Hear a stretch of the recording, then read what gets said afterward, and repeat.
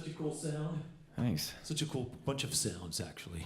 Yeah, thanks. All very well thought out and curated and conceived.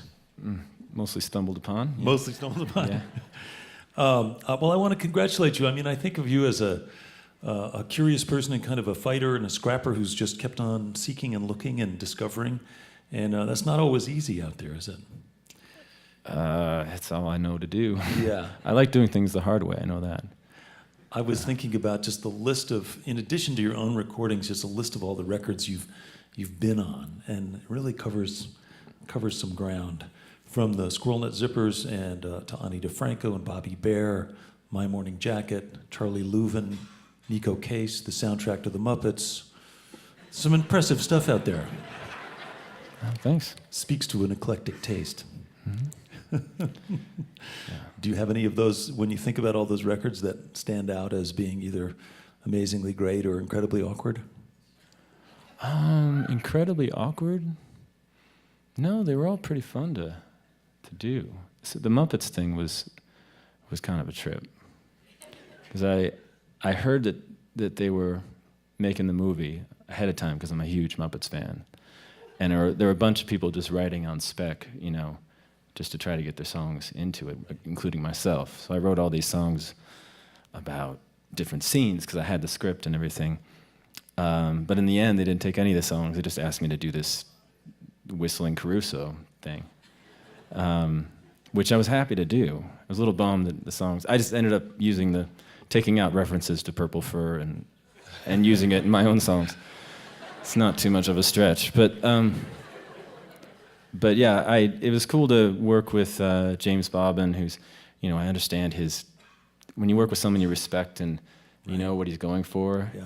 He would send me clips of whistlers, like professional whistlers that whistle with orchestras that are super earnest, just to get an idea. He wanted to be so earnest and so virtuosic that it was hilarious. What did Whistling Caruso look like? He was, what's the name of that Muppet? Walter. Yeah, Walter. He is a new Muppet who had to sort of prove himself, prove his usefulness, and he had this hidden talent. Yeah. You never know where those hidden talents are going to actually find a home. Yeah. Especially yours. I know that I'm just imagining you as a young person.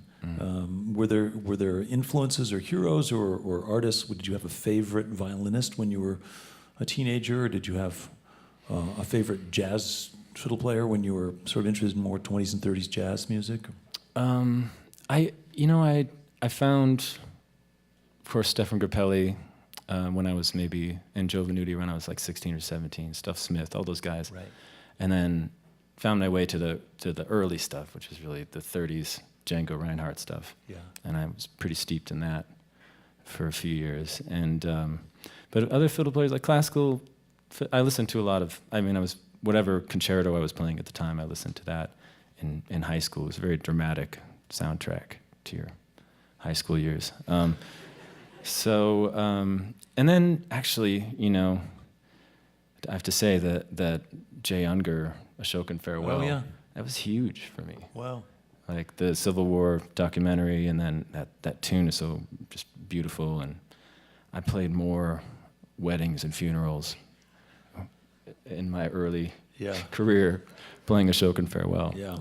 Jay Unger played that at my mother's funeral, actually. Oh, wow. Yeah. That was a song that he was actually the first guy I ever got on stage with when I was a teenager. Is that right? Yeah, Jay Unger lived near me. And, I didn't know that. well, I don't think I've ever said it before, but see, we're already discovering stuff. Yeah. Anyway, I can imagine that what's nice about the Jay Unger tune, Ashokan Farewell, is that it is kind of cinematic, and it has those parts, and it's got that surprise sort of change in the third part that I could imagine, and that would appeal to somebody who's been listening to classical music and its composition and so on. Yeah. It kind of bridges the gap, and then all of a sudden you're into Irish music, and all of a sudden there's bluegrass music and ballads, and another world could open up.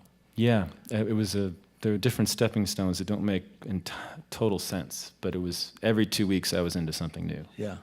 Did you have buddies in high school who were into the same kind of music that you were? Or were you sort of just like on a solitary No. journey? I hung out with the art weirdos, and Yeah. they were listening to goth, all goth all the time. Yeah, Well, it's a color scheme that still works. yeah, it does. It does. That's true. Let me just mention that I was talking earlier about these sort of momentous decisions.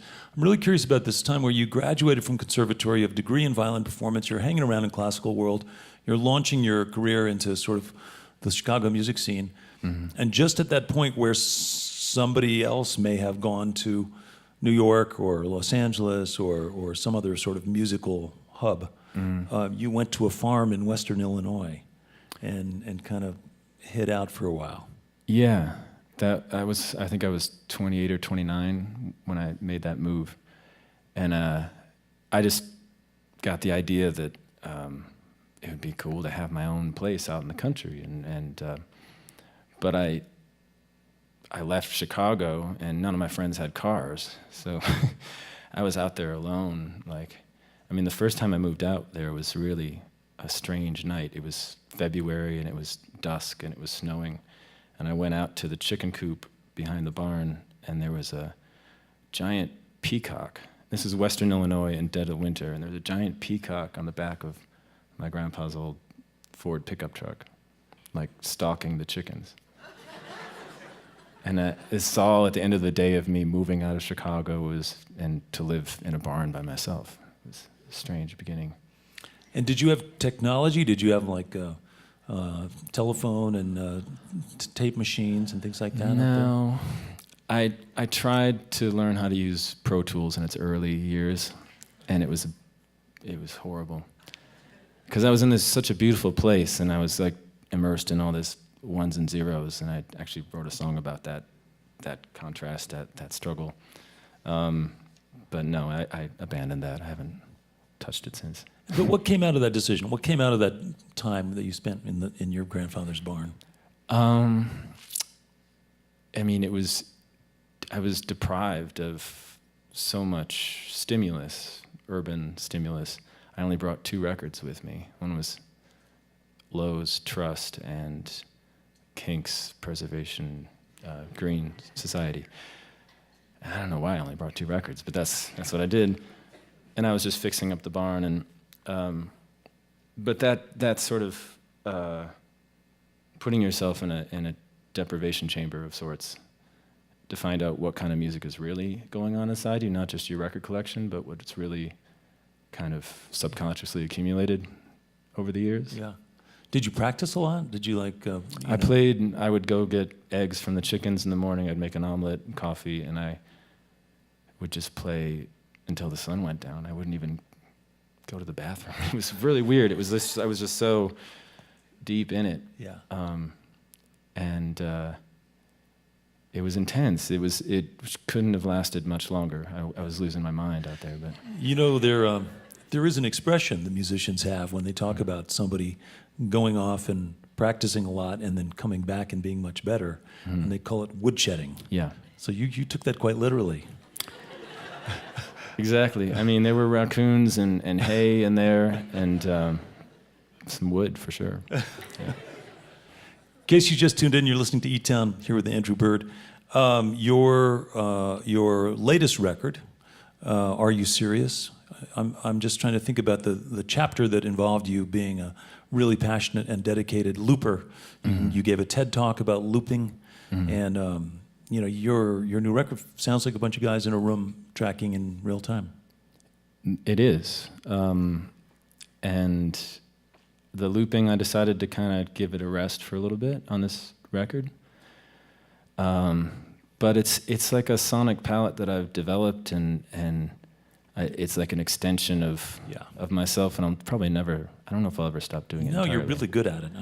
It's something that I just wondered, when you're making a project that's like a huge skill set, you're just going to put it down for a little while. That's a decision. Yeah. Well, there's one tune, Truth Lies Low, we recorded live with a loop that's in there, but for the most part, that's how I would show my band how I felt the song, what kind of feel I was, and I would play the loop for them as a tool to teach them the song. It wasn't always. Sometimes it just it takes up a lot of real estate in the song. So sometimes you need to just take it out. Speaking of that song, "Truth Lies Low," tell me a little bit about the artist's role in these wild times that we find ourselves in. Well, I mean, to go back to the title of the record, I mean, I've been thinking about this a lot lately, is the title of the record being "Are You Serious?" And what I was thinking about was the difference between irreverent comedians who I hang out a lot with and the expectation that songwriters are utterly earnest, you know? And then, like, sometimes I kind of wish songwriters could, you know, throw a little levity in there sometimes, you know? Right. But there's something really you can't escape. Like, and I was talking to Zach Galifianakis, this comedian. He's like, I don't know why more musicians haven't stepped up right now. And I'm like, well, I'm not apologizing, but it's easy to be in that irreverent comedy realm. It's really difficult in song form to address things. Yeah. But it's not because you're cautious about offending anybody. It's more about just the art form. There's something about the expectations of songwriters that the audience has of a songwriter that makes it really, really challenging. I mean, I'm writing a new record right now. I've written 10 songs, and they're all dealing with it. And we, by it, you mean it. Shall we remain vague? Yeah, there's been a seismic shift in our world, and how can I ignore it? Yeah. No, I think it's traditionally your job more than mine, but it's your job to at least be an observer who's out there taking things in and processing it through your skills and your talent and your energies and sharing it with your community in whatever way makes sense. It's it's tricky. It is tricky. I want to ask you, I know we got lots more music to get to, but I want just a couple more things. One is you were giving a percentage of your ticket sales to an organization called eTown for gun safety. Yeah. That's another example of stepping out and speaking out a little bit. How's that working? I mean, being from Chicago, it's really difficult to watch what's happening and just how guns are so symbolic to Americans, and they're just this machine that kind of throws a projectile through the air. And you just got to kind of take all the imbued meaning out of it and just say, look, this is some common sense. Let's, they call it gun safety. They don't call it gun violence. It's just there's too many kids, getting shot. Right. Yeah. Speaking of kids. Yeah. What would you tell yourself looking back now, the 15 or 18-year-old Andrew who's thinking about music and thinking about making a path and a career in this way? What advice would you give yourself looking back now, knowing what you do? Because you're a dad now, you have that perspective. Yeah. I was a pretty serious kid. I could have stood to take it easy a little, just to lighten up a little bit. And as I get older, it's strange. It's like I'm regressing more as I get older. You're a late bloomer turning into a kid. In some ways, yeah. Yeah. And I've got a 6-year-old boy, and we jam, and write songs together. Yeah. And it's tricky to navigate, but it's so fun. Yeah. Well, it seems like that's a pretty constant theme. Aiming towards using your skills, practicing, getting good at something, because then when you can utilize it and you can make something in real time, especially with other people, it's fun. Mm-hmm. I mean, it feels good and people connect. Yeah. Yeah. As long as you keep it loose and fun. Yeah. That's why they call playing music, right? Yeah, exactly.